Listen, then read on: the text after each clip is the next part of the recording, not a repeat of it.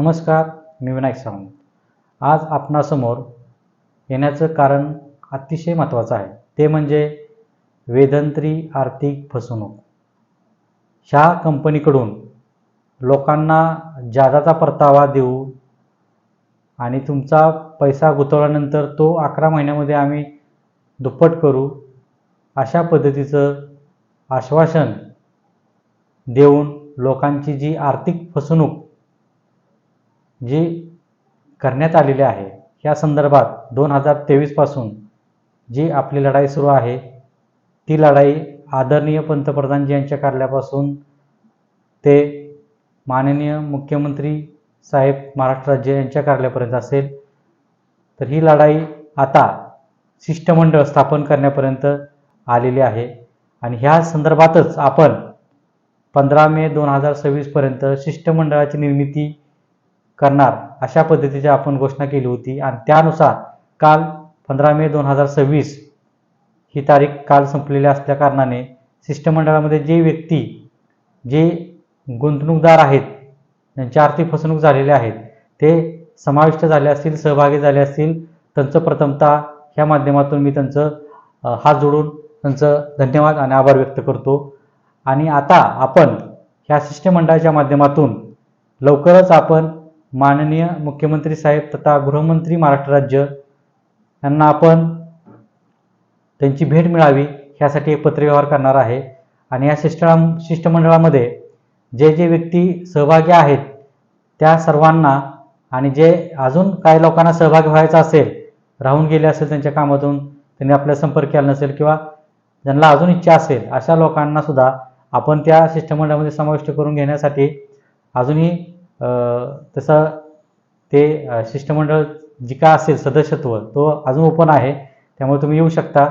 परंतु आता आम्ही पत्रव्यवहार करणार आहे, माझ्या माध्यमातून मी पत्रव्यवहार करणार आहे की आमचं एक शिष्टमंडळ येईल आणि त्या शिष्टमंडळाला आपण भेट द्यावी अशा पद्धतीचं माझ्या माध्यमातून एक पत्रव्यवहार मी एवढ्या 5-6 दिवसामध्ये करणार आहे.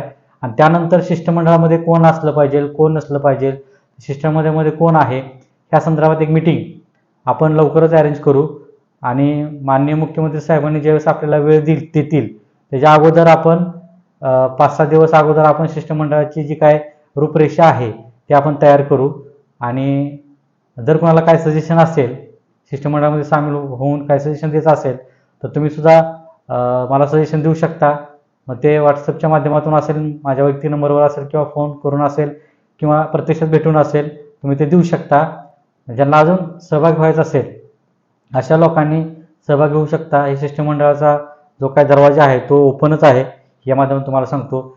आणि ही लढाई 100% लोकशाही मार्गाने आपण यशस्वीपणे जिंकणार. कारण केंद्र सरकार असेल, राज्य सरकार असेल, हे या माध्यमातून आपली झालेली आर्थिक फसवणूक असेल त्या 100% आर्थिक फसवणुकीच्या बाबतीत कशा पद्धतीनं तो आर्थिक फसवणुकीचा जो काय प्रकार झालेला आहे त्यामध्ये जे आर्थिक नुकसान झालेलं आहे ते कसे आपल्याला परत मिळेल यासाठी 100% प्रयत्न होईल. आणि ह्या शिष्टमंडळाच्या माध्यमातून आपली स्पष्ट भूमिका आहे की एक समिती स्थापन करावी शासनाने आणि ह्याची सखोल चौकशी करावी अशा पद्धतीचं मागणी आपण या माध्यमातून करणार आहे. आणि जी तपास यंत्रणा आहे ती तपास यंत्रणासुद्धा केंद्रीय तपास यंत्रणेमार्फत या सगळ्या गोष्टीची तपासणी व्हावी अशा पद्धतीची मागणीसुद्धा आपण त्या शिष्टमंडळाच्या माध्यमातून करणार आहोत. तर या शिष्टमंडळामध्ये काही एक मुख्य समिती म्हणजे समिती जी आहे त्या समितीमध्ये मुख्य सदस्य जे आपण काय ह्याच्यामध्ये आता सदस्य नोंदणी झाली असेल त्यामध्ये अजून जर कोणाला यायचं असेल तरी आपण घेऊ आणि त्यानंतर त्यांच्याबरोबर एक मीटिंग करू. आणि मीटिंग झाल्यानंतर मग त्यामध्ये अजून काय मुद्दे मांडायचे असतील ते मांडू आणि सगळ्यांनी एकमताने विश्वासाने प्रत्येकाचा सल्ला घेऊन पुढील पाऊल टाकलं जाईल. पण आता ही समिती स्थापन झालेली आहे.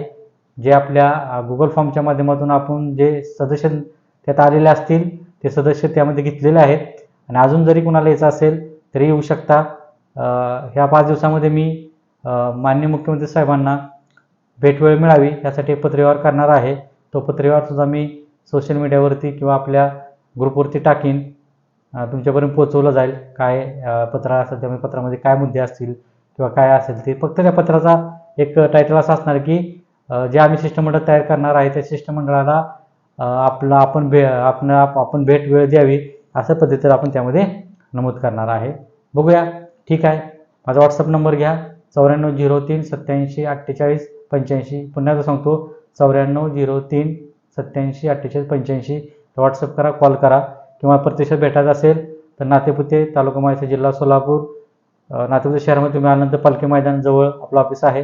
तिथे आल्यानंतर तुम्ही कुणाला विचारा तर आपलं ऑफिस पत्ता सांगू शकते. परंतु याच्या अगोदर 1 दिवस अगोदर मला फोन करा, कारण जर दुसऱ्या कुठल्या कामानिमित्त मी जर बाहेर असेल तर तुमचा जो हेलपाट होऊ नये यासाठी आधी 1 दिवस आधी कॉल करा. हेच माध्यमातून सांगतो. आणि 100% लढाई आपण जिंकणार आहे आणि जिंकणारच हा विश्वास घेऊन आपण हा लढाई पुढं लढणार आहोत. हिच्या माध्यमातून सांगतो. जय हिंद, जय महाराष्ट्र.